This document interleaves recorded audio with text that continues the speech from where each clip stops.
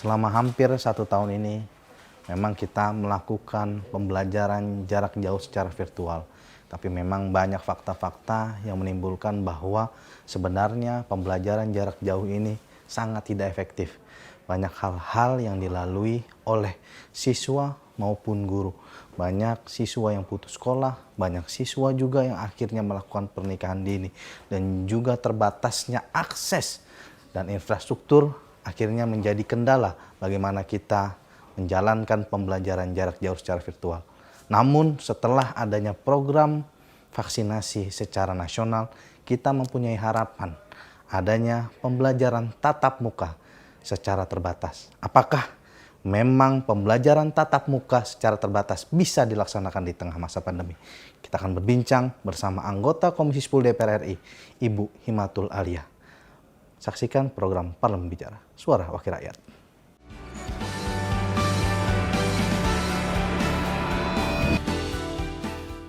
Ya pemirsa, kembali bersama saya Hilman Hidayat di program Parlemen Bicara, Suara Wakil Rakyat. Saat ini saya sudah bersama anggota Komisi 10 DPR RI, Ibu Himatul Aliyah. Sehat Ibu? Alhamdulillah. Bagaimana kabarnya Ibu? Alhamdulillah sehat. Di masa pandemi saat ini bagaimana kegiatan di Komisi 10 DPR RI ini Bu? Apakah ada perbedaan di sebelum pandemi? Ya tentunya ada perbedaan. Kita kemarin selama masa sebelum new normal itu full semuanya dari rumah, rapat-rapat jarak jauh. Tapi setelah kondisi ditetapkan setelah new normal itu, kebiasaan baru itu, kita mulai ada mix antara kegiatan di komisi dan juga boleh memilih gitu, boleh virtual, boleh tatap fisik, muka gitu. Ya, tapi dibagi memang supaya tidak terlalu padat di dalam ruangan seperti itu. Nah ini menarik nih Bu, kalau kita misalnya Ibu kan sebagai anggota Komisi 10 DPR RI Bu yang memang membidangi pendidikan ya Bu ya. Nah kan kita hari ini juga di tengah masa pandemi ini sudah berubah budaya sekolah yang tadinya memang tatap muka, mengajar dan belajar itu secara bertemu, sekarang kan virtual. Sebenarnya Ibu sebagai anggota Komisi 10 DPR RI, apa sih Bu evaluasi dari pembelajaran jarak jauh secara virtual ini yang mungkin banyak dikeluhkan oleh guru, siswa maupun pihak sekolah? Ya betul sekali, karena memang kita tidak siap ya menerima sesuatu yang tiba-tiba terjadi ya seperti itu. Kami di Komisi 10 sudah membentuk panja khusus mengenai ini di awal-awal terjadinya wabah ini, yaitu di sekitar bulan Maret kami langsung tanggap di Komisi 10 membentuk panja yang namanya Panja Pendidikan Jarak Jauh atau Panja PJJ. Nah, kita sudah memberikan rekomendasi-rekomendasi kepada Kemdikbud, kepada pemerintah yang terkait, kementerian lembaga terkait lainnya, terkait dengan bagaimana kita menghadapi pandemi ini dengan pembelajaran jarak jauh. Tentunya kami juga sudah menghasilkan rekomendasi, ini juga ada rekomendasi yang sudah kita sampaikan kepada kementerian, bahwa memang terjadi kesulitan-kesulitan di lapangan. Betul. Pertama, ketika menggunakan jarak jauh tentunya harus ada alat komunikasi yang untuk mendukung itu. Dan di lapangan kita juga mendapati banyak orang yang tidak mampu membeli gadget ataupun gawai ya, handphone ataupun laptop. Kemudian juga kesulitan lainnya adalah mengenai sinyal, misalnya punya gawainya sinyalnya tidak ada.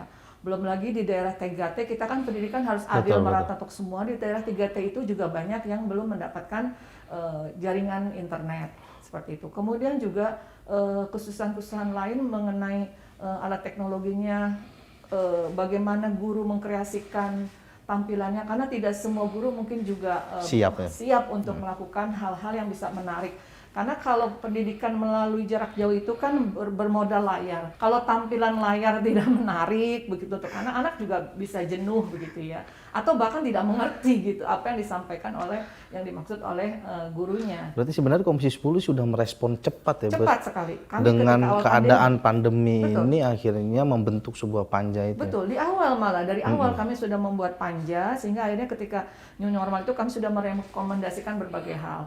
Bahkan ketika itu kami memikirkan bagaimana mereka yang tidak bisa tidak ada sinyal, kita bekerja sama memanggil kementerian yang terkait, Keminfo misalnya, lalu kami juga memanggil TVRI untuk supaya bisa menyiapkan pendidikan jarak jauh melalui TVRI, karena mungkin jangkauan siarannya kan kalau TVRI mungkin lebih luas. Tetapi sangat disayangkan juga ternyata konten-konten yang termuat dalam tampilan tayangan di TVRI belum sesuai dengan kurikulum. Betul. Jadi masih dalam batas yang standar saja gitu, tidak sesuai dengan kurikulum.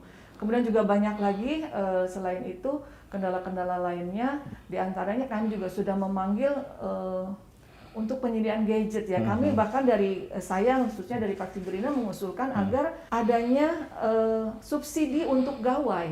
Kami sudah memanggil PT Inti kalau tidak salah waktu itu Komisi 10 untuk menanyakan apakah siap begitu ya, bahwa subsidi gawai ini sangat penting karena jangankan di dapil yang mungkin jauh ya, dapil terdekat aja ibu kota provinsi DKI Jakarta dapil Masih sulit, saya gitu. Jadi ada anak misalnya anak buruh cuci ya, anaknya 3. Kemarin saya ke lokasi banjir juga ada anak-anak yang bergantian dengan kakaknya, padahal kan sama-sama jam sekolahnya. Betul. Bahkan ada yang dengan temannya, dia harus ke rumah temannya. Sama aja kan, akhirnya mereka tidak berjarak juga karena handphonenya harus bersama dengan temannya. Nah, belum lagi kalau di Jakarta mungkin kita ada wifi di beberapa titik ya, program wifi. Tapi kalau di daerah lain kan tidak. Jadi inilah yang kita coba perjuangkan, bagaimana ada gawai subsidi supaya siswa-siswi yang mungkin secara ekonomi tidak mampu membeli gawai itu bisa tersubsidi. Gitu. Apakah memang karena terbatasnya akses ini membuat angka putus sekolah di tengah masa pandemi karena pembelajaran jarak jauh ini bisa saja semakin terjadi, meningkat? Karena memang ada kasus ya di Banten kalau tidak salah di meningkat ya, Kabupaten semakin Tangerang. meningkat ya? Ya, di Kabupaten Tangerang karena mungkin dia tidak bisa mengikuti begitu karena tidak punya HP atau tidak punya gawai, akhirnya dia memutuskan putus sekolah dan itu juga sungguh memprihatinkan ya. Banyak saya kira mungkin itu satu yang termuat berita ya, mungkin banyak lagi orang-orang yang seperti itu gitu ya. Ataupun kalau punya HP dia benar-benar tidak bisa mengikuti. Ya karena sekarang ini bayangkan orang tua yang tadinya mungkin hanya ibu rumah tangga biasa yang tidak mempunyai ilmu pedagogik ya, ilmu pendidikan, tiba-tiba harus menjadi guru begitu ya. Kaget tuh ya. Kaget. Jadi yang ada akhirnya memang betul di dalam survei timbul kekerasan akhirnya pada anak-anak. Kekerasannya tidak harus fisik ya, dengan ucapan verbal juga itu bisa berupa kekerasan. Jadi dengan timbulnya psikologis anak juga yang tertekan. Apa tuh Bu salah satu memang kesimpulan yang memang dihasilkan dari Panja itu yang paling... Jadi di Panja ini kami sudah menyusun ya beberapa kesimpulan dari 80 halaman yang sudah kami buat ya. Jadi ini ada kesimpulannya bahwa dalam proses penanganan seperti pandemi ini kemarin memang Kementerian sudah mengeluarkan beberapa peraturan-peraturan, tetapi kami menilai sifatnya regulasi ini sementara dan tidak mempunyai kekuatan hukum yang ada hierarki undang-undang sesuai dengan hierarki itu belum ada. Lalu kemudian juga untuk survei-survei pelaksanaan kita juga akan meminta coba Kemdikbud lakukan survei bagaimana efektivitas dari pendidikan jarak jauh. Ternyata surveinya juga belum sesuai dengan yang kita inginkan gitu, terutama validitasnya belum cukup dijadikan acuan. Kemudian juga ada dalam kendala yang dihadapi yaitu tadi ya masalah infrastruktur ya, akses dan sebagainya. Kemudian juga kemarin itu ada sempat kasus rame ya ketika itu adalah soal yang berbayar, platform berbayar. Sementara untuk amanat Undang-Undang Pasal 31 ya, Undang-Undang Dasar Negara Republik Indonesia mengamanatkan bahwa pendidikan adalah bukan lembaga nirlaba ya. Jadi pendidikan dilaksanakan secara nirlaba, tidak mengambil keuntungan, sehingga kita kemarin meminta kenapa bukan misalnya platform ada ruang belajar yang dipunyai oleh Kemdikbud, kenapa tidak itu yang dipromosikan, malah memakai platform dari luar, dan itu kan tentunya berbayar. Kemudian kami juga kemarin dari Gerindra mendorong agar adanya kuota internet gratis, karena berdasarkan masukan mahasiswa sendiri mengeluh, Bu, seminggu kami bisa 200.000 Bu untuk download. Kalau sebulan, 2 bulan, 3 bulan masih kuat ya, tapi seterusnya. Saat reses selalu keluhannya itu guru, siswa, ya mahasiswa kepada kami ketika kami reses. Jadi kita sampaikan tolong dibuatkan kuota internet gratis, dan alhamdulillah itu goal juga ya, tetapi memang banyak kendala, katanya hanya bisa diakses hanya dengan melalui aplikasi tertentu, tapi aplikasi yang lain tidak bisa diakses. Jadi itu juga meskipun dapat kuota internet gratis, tapi mereka juga masih mengeluhkan ada berbagai kendala. Nah ini kan kita sudah sedikit membicarakan tentang bagaimana evaluasi dari PJJ. Kan kita punya harapan ya Bu untuk adanya memang pembelajaran dengan tatap muka secara bertahap. Nanti akan kita bicarakan di segmen selanjutnya. Tetap di program Parlemen Bicara, Suara Wakil Rakyat.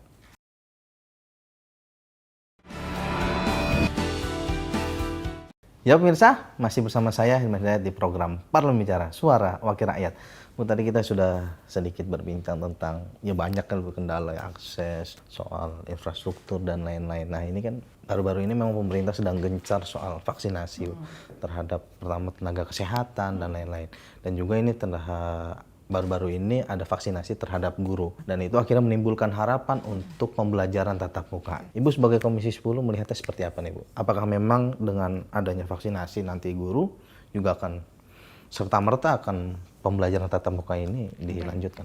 Jadi memang vaksinasi ini penting juga ya untuk para pendidik dan tenaga pendidikan. Betul. Karena memang rata-rata pendidik dan tenaga pendidikan itu kan adalah usia yang memang juga rentan untuk tertular virus corona ini ya.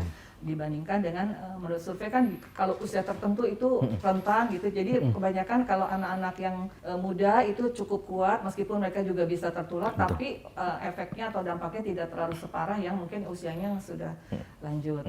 Nah, dengan vaksin ini memang sesuatu yang sudah sudah diprogramkan untuk para guru ya, untuk tenaga pendidikan, karena memang ini salah satu langkah untuk memulai program tatap muka sesuai dengan SKB yang sudah ditandatangani oleh sebenarnya dari tahun 2020 November kemarin itu SKB untuk penetapan tatap muka. Jadi di situ ada di SKB 4 menteri ya, Menteri Pendidikan, Menteri Agama, Menteri Kesehatan dan Kemendagri itu sudah menetapkan batasan-batasan panduan-panduan yang harus dilakukan ketika melakukan sekolah dengan tatap muka. Berarti sebenarnya proses itu udah dimulai dari akhir tahun kemarin Bu? Sudah Proses di November 2020, jadi November sudah ada SKB-nya. Jadi menterinya juga belum ganti waktu itu.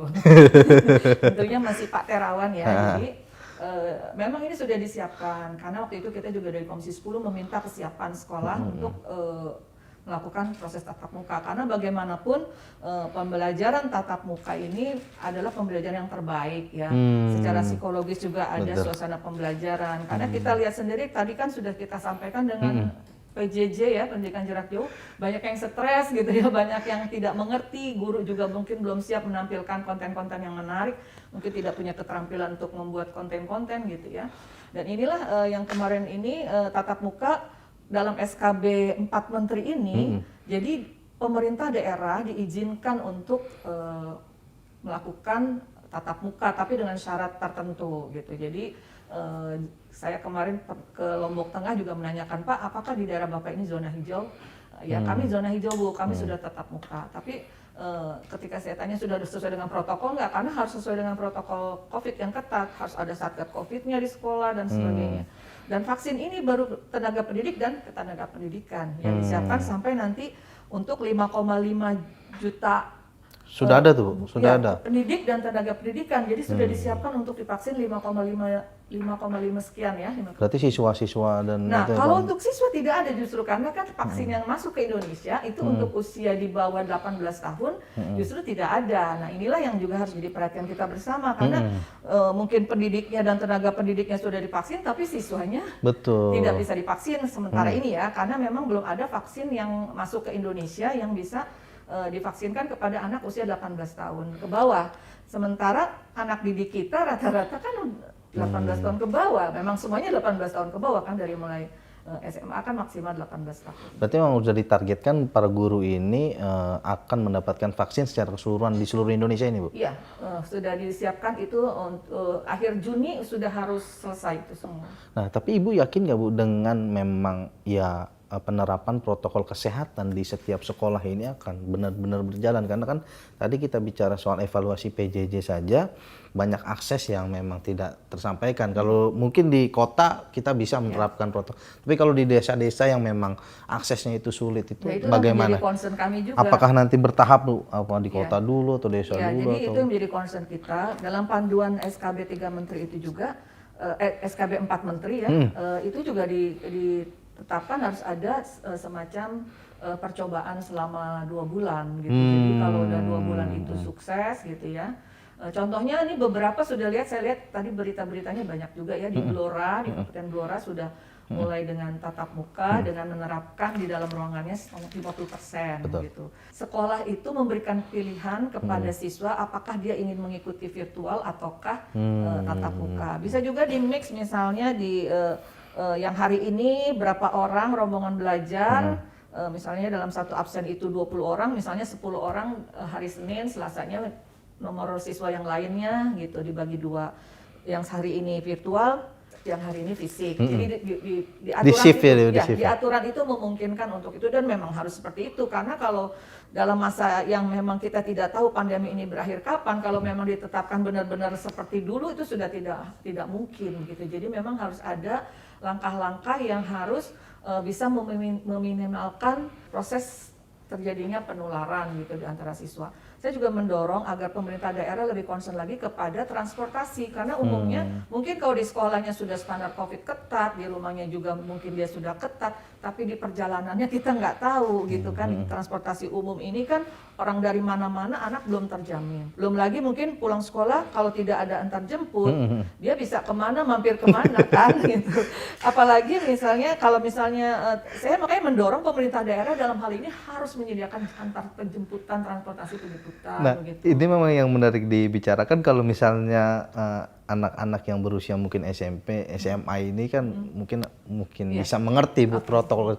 Tapi yang anak SD nih yang ke bawah yang masih memang main itu apakah memang sudah diperhatikan juga soal kesiapan penerapan ini, Bu? Betul, di dalam SKB ini juga diatur malah harus 5 orang lah dalam satu kelas. Sudah rinci berarti. Sudah rinci sebetulnya, tapi memang kan tidak mungkin juga sekolah itu 5 orang begitu Iya, ya. betul. Untuk biaya operasionalnya aja mungkin tinggi ya. Dan memang kendala di usia bermain ya untuk dari PAUD, TK, SD itu kan banyaknya usia bermain memang harus memerlukan interaksi sebetulnya ya. Mereka tidak bisa juga melalui PJJ begitu ya. Harus ada bantuan orang tuanya yang mendampingi sementara mungkin orang tuanya juga sibuk mempunyai pekerjaan suami istri dan sebagainya. Dan inilah memang kendalanya, tapi kita harus tetap mencari formula yang terbaik agar anak-anak juga merasakan pengalaman belajar secara fisik begitu. Oke Bu, kita akan kembali lagi pada segmen selanjutnya. Masih di program Parlemen Bicara, Suara Wakil Rakyat. Ya pemirsa, masih di program Parlemen Bicara, Suara Wakil Rakyat. Kita makin seru nih membicarakan soal bagaimana persiapan pembelajaran tatap muka secara terbatas. Nah memang yang menariknya kita juga baru mengetahui bahwa memang sudah ada SKB 4 Menteri ini untuk mempersiapkan hal ini sudah jauh-jauh hari Bu. Nah nantinya akan stakeholder yang akan paling bertanggung jawab soal bagaimana penerapan protokol kesehatan atau memang bertanggung jawab untuk penerapan pembelajaran tatap muka secara terbatas ini siapa saja sih Bu? Ya, semuanya harus bertanggung jawab dari mulai kita orang tua ya, komite sekolah, lalu satuan pendidikan atau sekolah, lalu pemerintah daerah, Satgas Covid, semuanya harus saling bertanggung jawab gitu. Jadi jangan ketika ada dicoba dimulai simulasi, saya selalu menyarankan harus ada simulasi dulu. Simulasi apakah dia sesuai dengan protap yang sudah ditetapkan, mulai adanya mungkin cek suhu, desinfektan, dan saya selalu dalam berbagai kesempatan cerewet soal toilet, karena toilet ini adalah tempat di mana orang 2 jam, 3 jam sekali pasti akan ke tempat itu, dan itu adalah daerah basah yang cenderung rentan. Sementara kita perhatikan toilet-toilet di seluruh Indonesia, di sekolah-sekolah tahu sendiri, udah bisa dilihat ya nanti kondisinya seperti apa. Tidak banyak yang melaksanakan kebersihan toilet. Dan ini tempat yang rawan bagi anak-anak di sekolah sebenarnya itu. Dan kantin sekolah ya. Jadi ini harus yang benar-benar ada gerakan khusus untuk ini ya, gerakan kebersihan untuk ini. Saya sudah meninjau ke beberapa sekolah untuk cuci tangan saja misalnya masih menggunakan keran yang manual yang masih disentuh dengan tangan. Seharusnya kan bisa dengan kaki gitu ya. Jadi anak-anak tidak menyentuh keran dan sebagainya. Itu harusnya sudah menjadi standar gitu. Harus ada standar nasional di seluruh Indonesia mengenai ya tata cara itu gitu, bagaimana desinfektan berkala dan sebagainya, harus ada ketersediaan alat-alat peralatan itu ya, desinfektan, cek suhu, termogan dan sebagainya, dan memastikan harus ada dalam masa simulasi atau percobaan ini harus ada anak-anak dites begitu. Betul. Sebelum dan sesudah gitu. Jadi mereka adakah selama interaksi tatap muka ini ada yang terpapar? Kadang-kadang kan terpapar ini tidak kelihatan. Yang OTG itu kan kelihatannya sehat walafiat gitu ya. Jadi kayak gini kita nggak tahu ternyata kan OTG. Nah itulah yang justru kita khawatirkan kalau yang OTG, apalagi anak-anak muda ini, anak-anak remaja ini, kalau tertular justru mereka gejalanya hampir tidak tampak, bahkan kalaupun berat pun hanya tidak seperti yang tadi usia rawan itu. Tapi DPR sudah menyiapkan anggaran nggak sih Bu untuk penerapan protokol kesehatan di sekolah-sekolah ini Bu untuk ya disalurkan Nah ke ini kan kita kemarin juga Pemda-Pemda ya atau kalau untuk Pemda juga harus bertanggung jawab untuk ini ya, karena ini bagaimanapun adalah warganya begitu ya. Jadi kita minta semuanya bertanggung jawab, harus bahu membahu, dari mulai orang tua pun harus mempersiapkan anaknya, jangan sampai anaknya sakit tetap dibolehkan sekolah begitu. Misalnya ada gejala apa, orang tua harus waspada dari rumah, dia sudah harus mulai memeriksa anaknya sehat tidak atau lesu tidak. Jangan dikasih ke sekolah gitu, karena dia mungkin nggak mau ribet anaknya di rumah, ke sekolah sana gitu, padahal anaknya dalam kondisi tidak baik. Mungkin bukan COVID, mungkin dalam kondisi dia sedang lemah, ketika dia keluar rumah, dan itulah yang rentan dia bisa tertular. Jadi kalau menurut Ibu ini harus ada tahapan uji coba ya? Harus, Paling penting. wajib. Kemarin ada uji coba di Kira-kira- Kabupaten Bogor, tapi tidak memenuhi standar. Kalau menurut Ibu di daerah-daerah mana aja deh yang udah siap untuk melakukan penerapan? Ya, sejak adanya SKB 4 Menteri itu beberapa sekolah juga sudah, beberapa daerah ya, ada yang serentak, ada yang mungkin memilih zona-zona, karena saya sih selalu menyarankan hati-hati ketika Pemda memutuskan untuk membuka tatap muka, karena harus diperhatikan zonanya, wilayah tempat tinggal si anak. Kita kalau tadi bicara kota kan mungkin oke, kita siapkan bus sekolah gitu kan, tapi kalau bicara di kabupaten, perkampungan atau mungkin kendaraannya terbatas, angkutan umumnya berapa jam sekali baru ada begitu deh. Itu juga harus benar-benar disiapkan gitu, anak-anak itu jangan sampai mereka justru rentannya itu di perjalanan pulang dan perginya begitu. Tapi Ibu sebagai anggota Komisi 10 DPR RI yakin nggak sih Bu pembelajaran tatap muka ini akan bisa berjalan dan tidak menjadi klaster baru penyebaran COVID-19? Saya yakin bisa berjalan, asal tadi syarat tertentu itu yang harus benar-benar sekolah benar-benar mengikuti panduan-panduan yang sudah ditetapkan oleh pemerintah gitu ya, dan juga harus disiplin, jangan hanya karena hanya ingin buru-buru begitu melakukan tatap muka, tapi standar-standar itu tidak diterapkan gitu. Kadang-kadang saya pernah ke satu daerah gitu misalnya, di Pemdanya sendiri tidak menyediakan fasilitas apapun. Iya, maksudnya di toiletnya pun tidak bagus, bau begitu dan sebagainya. Standar COVID-nya tuh juga tidak ada gitu kan. Harusnya kan itu sudah menjadi protap nasional gitu. Harus kalau perlu ada sanksi lah gitu kalau daerah-daerah yang tidak menetapkan protokol COVID dengan seharusnya. Oke, mungkin harapan Ibu terhadap pemerintah nih Bu tentang pembelajaran tatap muka secara terbatas ini. Ya, harapan saya semoga tatap muka ini juga bisa segera dilaksanakan, tetapi sekali lagi perlu memperhatikan kesiapan daerah dan sekolah. Bagaimanapun kesehatan adalah yang paling penting, yang paling utama. Karena satu nyawa anak bangsa ini sangat berharga. Jadi pemerintah seharusnya lebih meningkatkan lagi pengawasan-pengawasan kepada sekolah, meningkatkan lagi anggaran untuk protokol kesehatan di sekolah, karena bagaimanapun ini tentu akan menambah biaya dalam menerapkan protokol kesehatan. Mungkin Bu ajakan kepada para guru siswa untuk tetap menerapkan protokol kesehatan walaupun sudah divaksin. Ya, meskipun sudah divaksin belum menjadi jaminan ya, karena tidak ada jaminan bahwa itu akan berlaku seumur hidup ya. Jadi kita tetap harus waspada. Jangan sampai kita merasa aman, tapi kita tidak menimbulkan rasa aman kepada orang lain. Jadi kita mentang-mentang sudah divaksin, lalu kita santai, ternyata kita menularkan kepada orang-orang yang justru harus kita bentengi. Justru kita divaksin ini adalah untuk membentengi orang-orang yang tidak bisa divaksin. Misalnya anak-anak di bawah usia 18 dan juga mungkin orang yang punya komorbid ya, yang punya penyakit bawaan. Itulah yang harus kita lindungi. Jadi tetap protokol COVID, masuk ke rumah dengan standar bersih-bersih dan semprot-semprot dan sebagainya. Jadi Bapak Ibu guru juga mohon kita tetap semangat ya dalam proses ini, karena memang ini adalah masalah kita semua, masalah dunia, bukan hanya masalah Indonesia. Betul, gitu. Insya Allah kita akan bisa melawan ya Bu, dan amin. Kita akan bebas dari COVID-19. Amin, amin. Ya itulah pemirsa pembicaraan saya bersama Ibu Himatul Aliyah terkait dengan bagaimana menuju pembelajaran tatap muka secara terbatas. Memang Komisi 10 sudah mendorong bagaimana semua stakeholder ikut bertanggung jawab. Jadi memang yang ditekankan adalah bagaimana penerapan protokol kesehatan yang ada di sekolah-sekolah itu berjalan dengan baik. Sampai jumpa di program Parlemen Bicara selanjutnya. Terima kasih Ibu. Terima kasih.